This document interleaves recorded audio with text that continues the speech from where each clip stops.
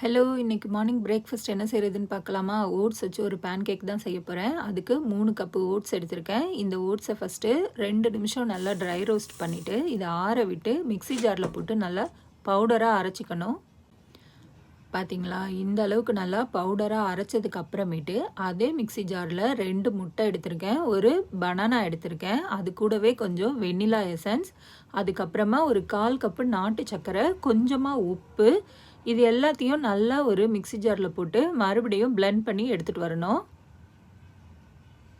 இந்த மாதிரி பிளெண்ட் பண்ணியாச்சு. இப்போ ஒரு பாத்திரத்தில் நம்ம அரைச்ச ஓட்ஸு, அது கூடவே பிளெண்ட் பண்ண அந்த எக் மிக்சர், இது எல்லாத்தையும் ஒன்றா கலந்ததுக்கப்புறமா தேவையான அளவு பாலையும் அந்த மிக்ஸி ஜாரில் போட்டு நல்லா அலசி ஒரு தோசை மாவு பதத்துக்கு இதை நல்லா கலக்கி எடுத்துக்கணும். இப்போ ஒரு பேனில் கொஞ்சமாக பட்டர் போட்டுட்டு அதில் ஒரு கரண்டி அளவுக்கு இந்த பேன் கேக் மிக்ஸ் எடுத்து இதை ஸ்ப்ரெட் பண்ணலாம் கூடாது, அப்படியே ஊற்றி தான் விடணும். ஒரு நிமிஷத்துக்கு அப்புறம் மறுபடியும் இன்னொரு சைடு திருப்பி போட்டிங்கன்னா நல்லா வெந்து வந்துடும்.